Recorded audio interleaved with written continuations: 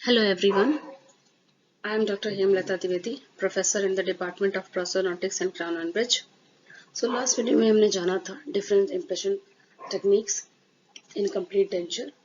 आज हम उसको कंटिन्यू करेंगे how to take primary impression. अगर आपने लास्ट वीडियो नहीं देखा है तो इसका लिंक डिस्क्रिप्शन बॉक्स में दिया है, आप जाके देख सकते हैं.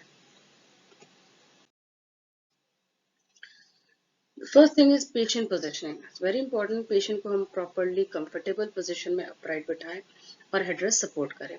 अगर हेडरेस्ट अनसपोर्टेड है तो पेशेंट थोड़ा अनकंफर्टेबल होगा, और अपराइट नहीं अगर सुपाइन पोजीशन में है तो पेशेंट को हाई चांसेस है कि गैगिंग हो, मटेरियल जो है थ्रोट में जाने का हाई चांस है. नेक्स्ट थिंग कि पेशेंट को we should instruct the patient about the procedure. जो भी हम करने जा रहे हैं थोड़ा सा उनको इंस्ट्रक्शन दे देंगे तो इजी रहता है उनके लिए भी मूवमेंट्स देना, कंफर्टेबल फील होता है. Next is tray selection. तो स्टॉक ट्रे जो मार्केट में आती है वो मेटल या प्लास्टिक कोई भी हम चूज कर सकते हैं according to a comfort, and perforated या नॉन परफोरेटेड हम चूज करते हैं according to the material used. So basically जो मटेरियल हम यूज करते हैं वो हाई विस्कोसिटी मटेरियल होना चाहिए प्राइमरी इंप्रेशन के लिए, बिकॉज जो स्टॉक ट्रे है वो कभी भी प्रॉपर आपके रिज को कवर नहीं करती. सो जो एरिया डेफिशिएंट होता है वो हाई विस्कोसिटी मटेरियल अपने आप में बिल्ड कर लेता है. जो मोर सुटेबल मटेरियल्स है वो है एजिनेट या इंप्रेशन कंपाउंड प्राइमरी इंप्रेशन के लिए. Basically impression compound is much better for the beginners because वो रीयूजेबल है, तो we can correct our deficiencies. Next coming to tray size selection. So for a good impression it's very important कि जो हमारा stock tray है वो correct size का होना चाहिए. वो कैसे हम सिलेक्ट करेंगे?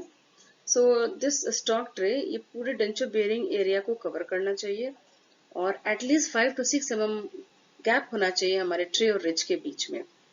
सो थोड़ा सा हमारा ट्रे रिज से बड़ा ही हो. इस तरह से हम डिवाइडर की हेल्प से रेट्रोमोलर पैड का डिस्टेंस मेजर करके और ट्रे में हम चेक कर सकते हैं और उस साइज का हम ट्रे सेलेक्ट कर सकते हैं. और इन द सेम वे मैक्सिलम में मैक्सिलरी ट्यूबरोसिटी एरिया में डिवाइडर को चेक करके हम ट्रे उस साइज का सिलेक्ट कर सकते हैं.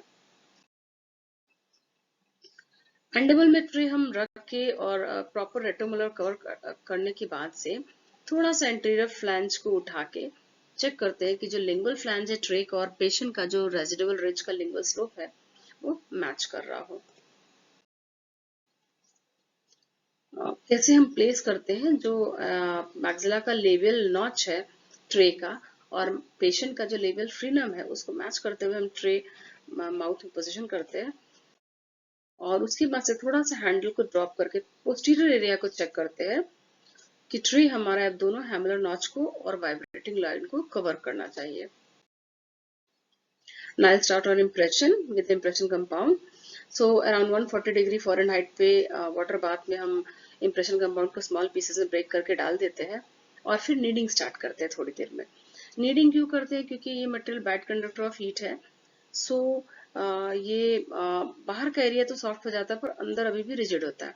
सो जब हम नीडिंग करते हैं तो अंदर का रिजिड पार्ट बाहर आ जाता है और वो इजिली फिर से सॉफ्ट हो जाता है वाटर में. और हमें एक यूनिफॉर्म मटेरियल मिलने के बाद से हम उसको नीड करके प्रॉपरली फिर हम ट्रे को लोड करते हैं. लोड करते समय जो हम बनाते हैं वो कोशिश करते हैं कि जो हमारे एकदम रिज इम्प्रेशन जैसा हो. थोड़ा सा हम डिप्रेस कर दे रिज एरिया में और फ्लैंजेस को हम उठा के थोड़ा सा बिल्ड कर लें और मैक्सिला में थोड़ा सा उस पैलेट एरिया में थोड़ा सा रेज कर लें. इस इम्प्रेशन कंपाउंड के लिए कोई भी ट्रे एडहेसिव की जरूरत नहीं है और लोड करने के बाद से थोड़ा सा वाटर में टेम्पर करके और फिर हम माउथ में प्लेस कर सकते हैं. इस तरह से हम मैंडिबुलर ट्रे में मैंडिबल को लोड इम्प्रेशन को लोड करके और बिल्ड करते हैं.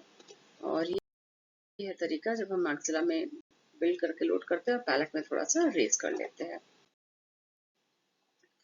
नाउ कैसे हम इम्प्रेशन लेंगे? लोअर इम्प्रेशन को धीरे धीरे थोड़ा सा स्लाइटली रोटेट करते हुए जेंटली हम पेशेंट के माउथ में प्लेस करेंगे, फिंगर से प्रेस करेंगे और नीचे अपने थंब से पेशेंट का मैंडिबल को सपोर्ट करेंगे. फिर पेशेंट को हम मूवमेंट्स करने के लिए बोलेंगे. उसको बोलेंगे थोड़ा सा टिप टंग का थोड़ा सा बाहर निकाले, साइड टू साइड टंग को लेके जाए और सक करे. इससे हमारे लिंगुअल फ्लैंजेस रिकॉर्ड हो जाते हैं और बक्कल फ्लैंजेस जो है वो प्रॉपर रिकॉर्ड हो जाते हैं।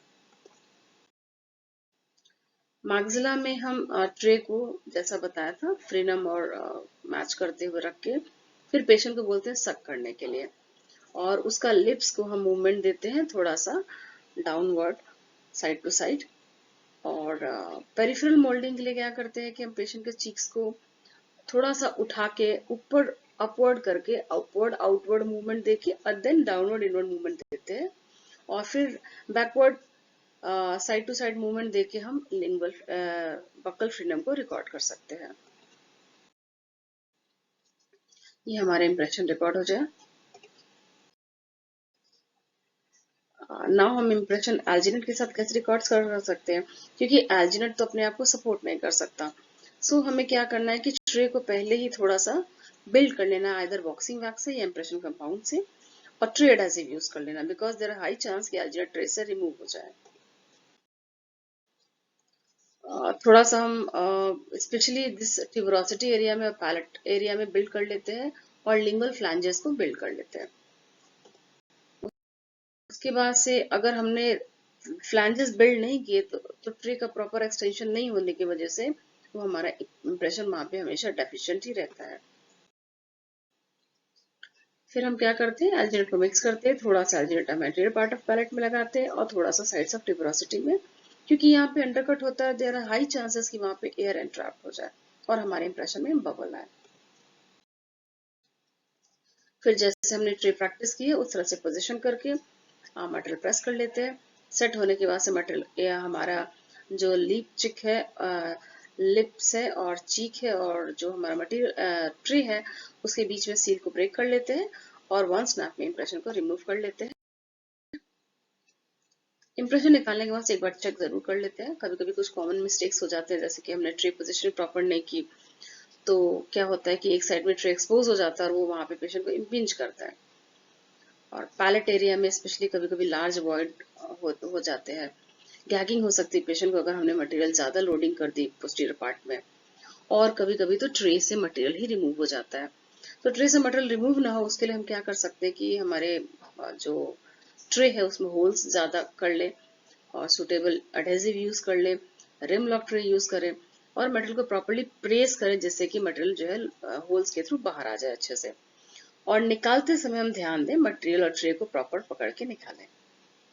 सो आज के लिए बस इतना ही, मिलते हैं नेक्स्ट वीडियो में नेक्स्ट इन्फॉर्मेशन के साथ। अगर आपको वीडियो अच्छा लगा तो लाइक करें, शेयर करें, सब्सक्राइब करें, और अगर कोई डाउट है तो हमें कमेंट करें। नेक्स्ट वीडियो में हम आपके कमेंट्स का आंसर देंगे, आपके डाउट्स को क्लियर करने की कोशिश करेंगे। Have a nice day.